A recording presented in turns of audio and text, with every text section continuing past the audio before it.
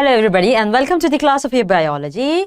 सो आज जो हमें करना है थोड़ा सा इंटरेस्टिंग टॉपिक है, थोड़ा सा आपको टीडियस भी लगता होगा, याद करना ही तो है मैम, याद नहीं करना, इन चीज़ों को इजी वे में, क्विक वे में समझना है। तो आज हम क्या करेंगे, as you all can see on the board it is very clearly written, structure of nephron. Structure of nephron के बारे में किसके साथ पढ़ेंगे? With me, I am your teacher Tanisha, and where we are going to study all these concept in a very quick recap form, that too where my classroom के platform में। लेकिन आपको ये पहले समझना चाहिए कि अगर आप ऐसे इंटरेस्टिंग वीडियोस और छोटे छोटे वीडियोस अगर आप देखना चाहते हैं, what you have to do, you have to first of all quickly like this video and share it to the maximum people, and of course do not forget you have to subscribe to the channel my classroom and hit the bell icon. Bell icon hit नहीं होगा तो कैसे पता चलेगा कौन कौन से concepts आ रहे हैं? Okay, so let's start with your topic, structure of nephron. जब हम नेफ्रॉन की बात करते हैं, of course we do talk about the kidney. Simple सा एक स्ट्रक्चर बना देती हूँ, सबको पता है, I know, but just a quick review. ये रहा आपका किडनी, किडनी से आपके यूरेटर्स जाते हैं, यूरेटर्स यूरिनरी ब्लैडर में जाते हैं, देन यूरेथ्रा के थ्रू यूरिन बाहर जाता है। अग्रीड? लेकिन सबसे इंपॉर्टेंट कॉन्सेप्ट आपको पता है, एक नेफ्रॉन, जब हम एक नेफ्रॉन का स्ट्रक्चर पढ़ते हैं, इतना लंबा सा, इतना बड़ा सा स्ट्रक्चर, आगे पढ़ेंगे उसके बारे में, लेकिन if you remember when we talk about the kidney, each kidney will have approximately or even at times more than 1 million of nephron. 1 million nephron, 1 million. वो दोनों के दोनों जब सारे simultaneously, or in fact you can say जब वो together, when they make a filtrate in a minute, that thing is called as your GFR, glomerular filtrate rate. Don't worry, इसके बारे में आगे consecutive structures हैं, उनके बारे में हम आगे पढ़ेंगे। जब हम बात करते हैं किडनी की, I have particularly put this picture here in order to make you understand कि किसके बारे में बात कर रहे हैं। अगर आपको ये छोटा सा स्ट्रक्चर दिख रहा है, ये स्ट्रक्चर है आपका नेफ्रॉन, जिसके बारे में अब हम आगे पढ़ेंगे। नेफ्रॉन, ये वाला स्ट्रक्चर तो आपको पता है, किडनी का स्ट्रक्चर। किडनी के वेरियस स्ट्रक्चर्स होते हैं, जिसमें कुछ इंपॉर्टेंट टर्म्स होते हैं, रीनल पेल्विस, पिरामिड्स होते हैं, कैलेक्स होते हैं, कैलाइसिस भी बोलते हैं, माइनर एंड मेजर, इसके बारे में भी आगे पढ़ेंगे। लेकिन आज पर्टिकुलरली जो सेशन डेडिकेटेड है, that is only for nephron. चलिए एक छोटा सा स्ट्रक्चर बनाते हैं नेफ्रॉन का। जब हम नेफ्रॉन के बारे में बात करते हैं, we know when we are talking about the nephron, predominantly we are talking about the functioning of the kidney. What do you mean by the functioning of the kidney? Kidney के functioning का मतलब है, हम बात कर रहे हैं urine formation की।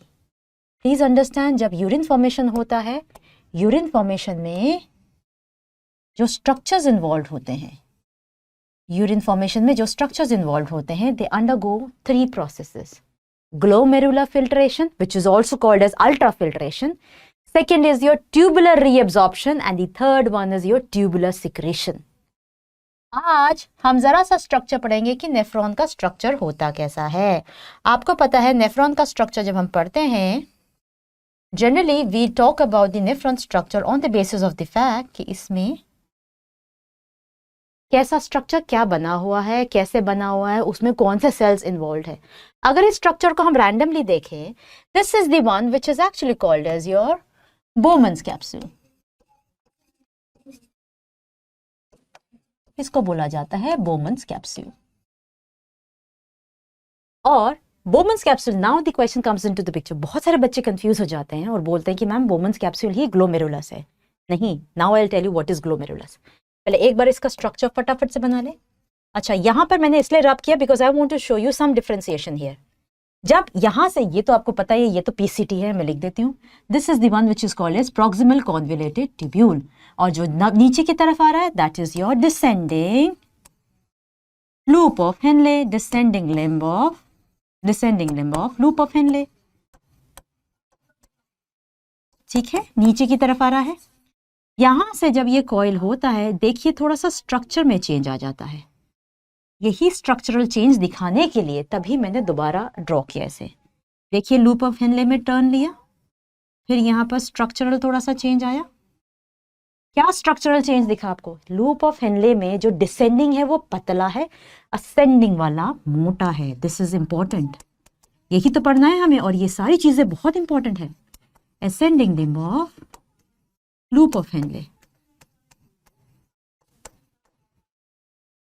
यही तो पढ़ना है हमें। अब यहां से जैसे आपको पीसीटी मिला है, ऑफ कोर्स यहां से आपको क्या मिलेगा, you will find the DCT here.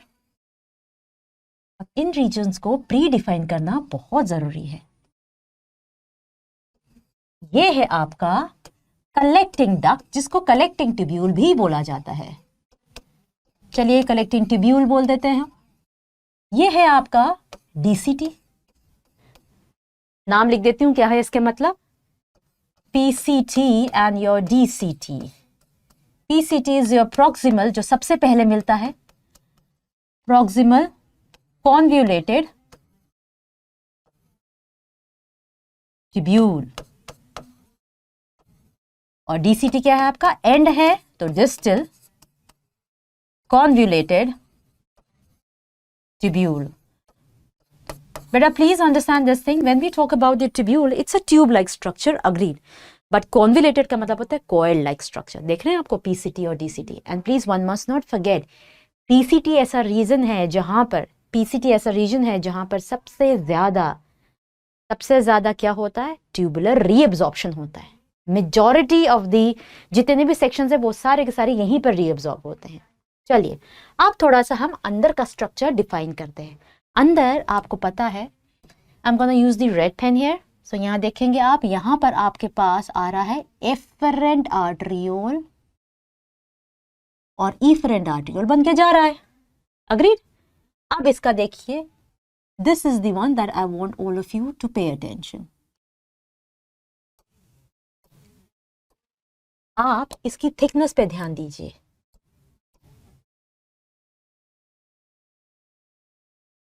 Can you see the thickness difference? Afferent arteriole के पास ज्यादा डायमीटर होता है। यहां लिख देते हैं, this is your afferent आर्टरियोल,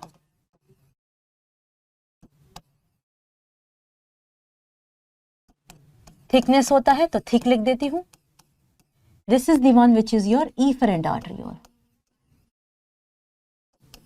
as compare to afferent, efferent arteriole थोड़ा थिन होता है। दिख रहा है आपको? Now the reason why we are drawing and telling each other by section wise, the reason is that ये ड्रॉ करना मुश्किल नहीं है। जब भी आप रिवाइज करते हैं, अगर आप ड्रॉ करके करेंगे ना, आपको हर एक सेगमेंट का फंक्शन के साथ ये पता चल जाएगा कि वो कहां पर प्रेजेंट है। अब ये जो एफरेंट आर्टरियोल आ रहा है, आप ध्यान से सुनिए, ये जो एफरेंट आर्टरियोल आ रहा है और इफरेंट आर्टरियोल बन के जा रहा है, please understand this is artery. So ये मत सोचिए कि ये डीऑक्सीजनेटेड ब्लड लेकर आ रहा है। दिस इज द प्लेस जहां पर फिल्ट्रेशन हो रहा है, जहां पर फिल्ट्रेशन हो रहा है, क्योंकि हमें जो सबसे इंपॉर्टेंट कॉन्सेप्ट है that is your ammonia. Ammonia is the one जिसको अमोनियम आयन भी बोलते हैं, उसको बाहर एक्सक्रीट आउट करना है। Remember, ammonotelic, uricotelic, ureotelic, we are ureotelic. Excess amount का salt, urea, even small amount का यूरिक एसिड, अमोनियम आयंस, इन चीजों को एक्सक्रीट आउट करना है। अब जब ये एफरेंट आर्टरियोल लेकर आ रहा है, it is actually carrying your oxygenated blood which is slightly impure with the impurities there. Now जब ये एफरेंट आर्टरियोल अंदर आ रहा है, now it's gonna divide into certain capillaries. ये है capillaries.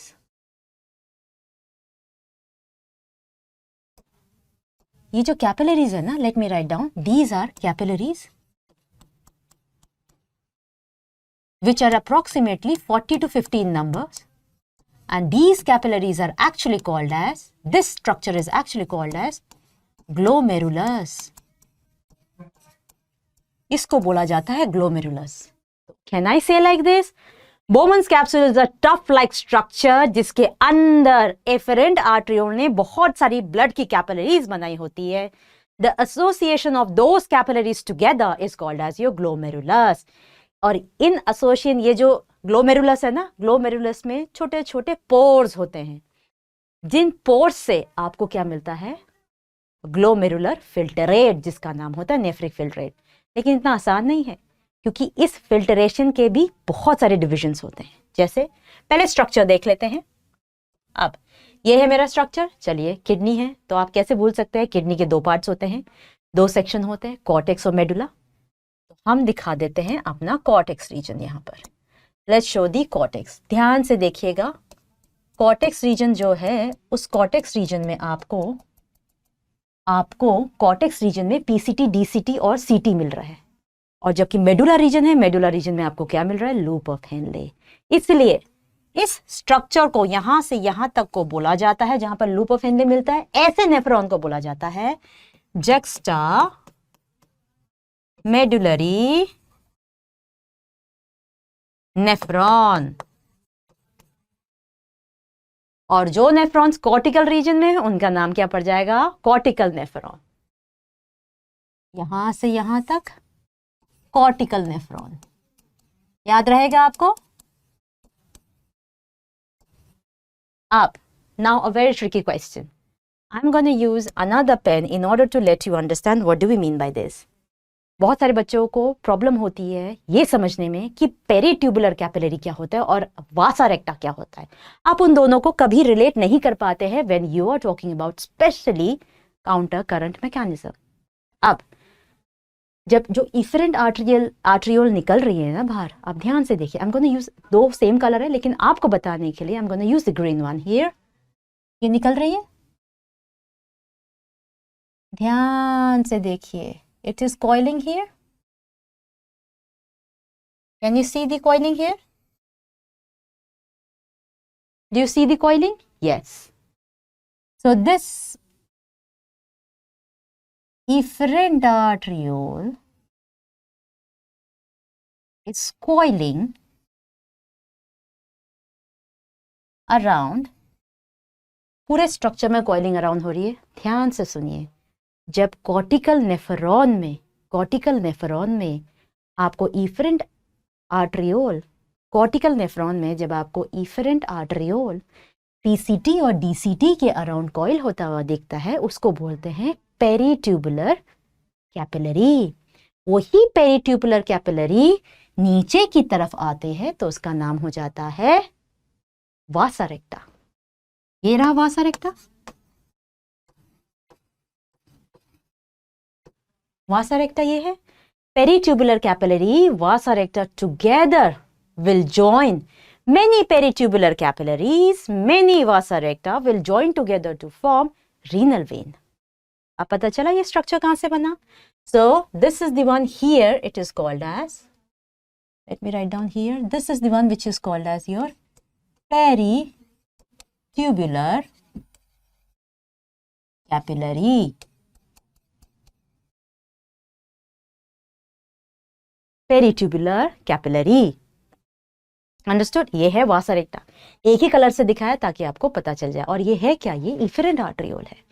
Again many peritubular capillaries and vasa recta they join together to form the renal vein. और ये वासा रेक्टा बहुत इंपॉर्टेंट है क्योंकि vasa recta, PCT, DCT, loop of Henle, vasa recta, इनकी मदद से ही काउंटर करंट मैकेनिज्म होता है। ठीक है, चलिए आगे बढ़ते हैं। Let me show you certain structures which we found in your glomerulus. मैं आपको यहीं पर एक छोटा सा स्ट्रक्चर दिखाती हूं। Let's talk about the Bowman's capsule, थोड़ा सा एनलार्ज वे में।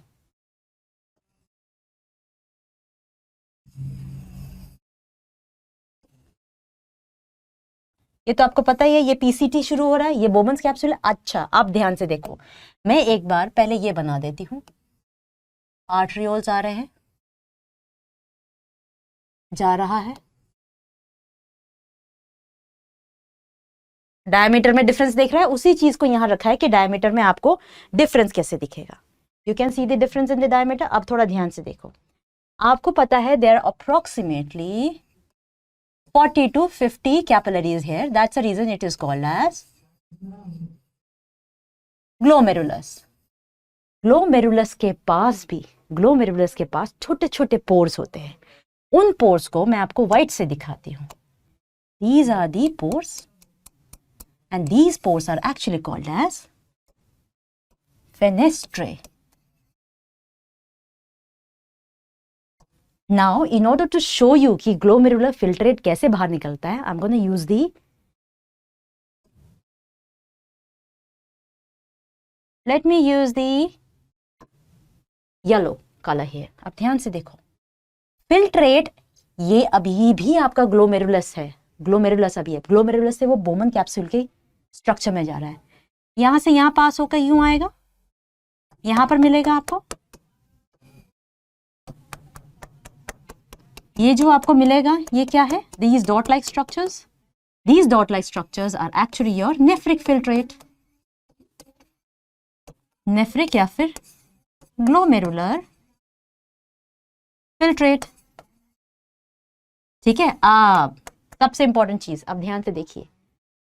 इन order to show you I have to get rid of this line. अब इसमें ध्यान से देखिए, इसके अंदर होता है पोडोसाइट्स। पोडोसाइट्स को मैं ग्रीन से दिखाऊंगी। There are certain cells which are around the structure.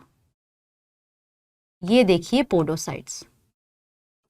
अब ये पोडोसाइट्स क्या होते हैं? दीज पोडोसाइट्स, इनका नाम पोडोसाइट्स इसलिए पड़ा है, ध्यान से देखिए, एक एनलार्ज स्ट्रक्चर पोडोसाइट कैसा दिखता है? देखिए ये है podocytes. Podocytes are the one which are there, क्योंकि पोडोसाइट्स के बीच में से ही you will have certain slit like structures which are called as your slit pores, and these are the slit pores which will help you to release the filtrate. Filter ने क्या किया? Filter जो आ रहा है, फिल्टर जो आना चाहिए, filter आया, पहले फेनेस्ट्रे से गुजरा। अंदर क्या है? अंदर प्लाज्मा है। प्लाज्मा आया, प्लाज्मा फेनेस्ट्रे के पास गया, फेनेस्ट्रे के जाने के बाद बीच में एक ऐसा स्ट्रक्चर होता है, यहां पर पोडोसाइट से पहले ये पूरे पेरिफेरी में ऐसे फैला होता है। ये जो डॉट लाइक स्ट्रक्चर है, this is actually called as your basement membrane.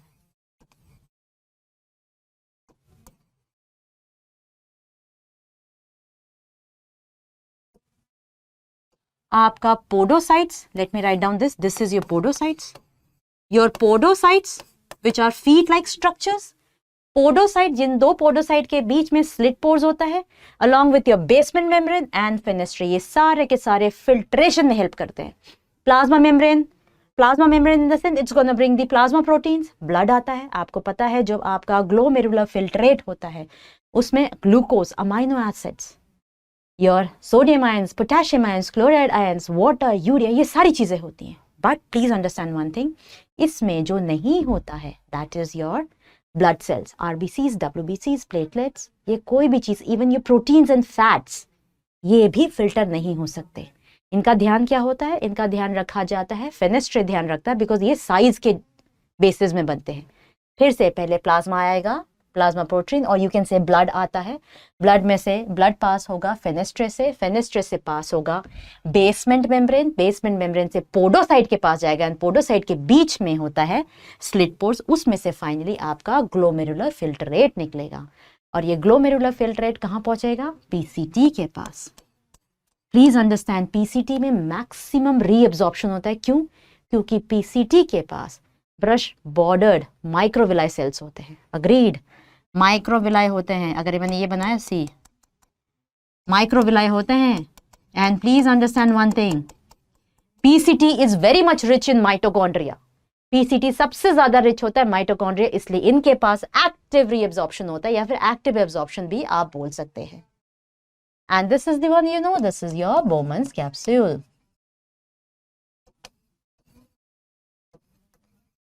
Bowman's capsule plus glomerular together, they are called as Malpighian body. लिख देती हूं मैं आपके लिए, Bowman's capsule